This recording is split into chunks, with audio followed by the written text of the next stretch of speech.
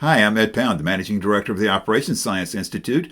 Welcome to the Institute's series, 52 Weeks of Operations Science in 2 minutes. To be clear, we're not going to compress a year's worth of operations science into 2 minutes. Every week during this 52-week series, we will provide 2 minutes of powerful, practical operations science insights. If you are not already applying operations science, you're wasting money and resources. Supercharge your and your team's skills with high-value, low-cost operations science online certification. The Institute is proud to announce the launch of the Operations Science podcast. Operations Science is a science of working better, and we will discuss ideas, innovations, and practical experience from managers and executives and industry thought leaders. The podcast is available on all major outlets. You can search for the Operations Science podcast to find it. In case you missed it, there's a great podcast with Sanjay Huprkar, Chief Global Officer of the Global Electronics Association. Sanjay has great insight into wide-ranging topics such as tariffs, AI, the state of the global electronics industry, and the power of operations science. Scan the QR code to find it and listen. Our most recent podcast is with Lisa Ellis, CEO and President of Heppenstall Consulting Group. Lisa is a recognized expert and powerhouse in the shipbuilding and ship repair industry. She's been at it for decades. This industry is fascinating. It's undergoing tremendous attempts at revitalization. It's vitally important for national defense and national prosperity. Scan the QR code to find it and have a listen. This week we provide a review of Operations Science fundamentals. It's sort of a general overview after having been through many different topics as we've gone through the 52 weeks. When learning to play a musical instrument, one would not expect to become expert without learning such fundamentals as hand position, posture, rhythm, timing, and scales.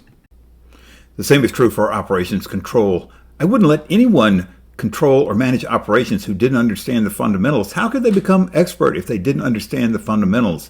That's required for repeatable success. And there are 6 fundamental relationships which we'll cover. The most fundamental operations science relationship is a relationship between buffers and variability, and that looks like this. This is in our new book, Operations Science Applied. But a simple way to think about the same relationship is that variability is the area of a rectangle, and the buffers, capacity and inventory and time, are the dimensions of that rectangle as we described in week 7. So the single most important job of a manager is to understand those relationships and get the appropriate combination of buffers to address the level of variability they must face to achieve the results they want. Cycle time versus utilization is the second fundamental relationship. We described this in week 9. What this says is that as utilization increases, cycle time increases with variability. And cycle time explodes at high levels of utilization. And if there's high variability, cycle times explode even sooner. We described Little's Law, the third fundamental relationship, in week 10. Here is the real-world application of Little's Law. Cycle time, in this case, is a lagging indicator. It's a dependent variable dependent on WIP and throughput, but it's an algebraic expression, and so there are other expressions that are useful also.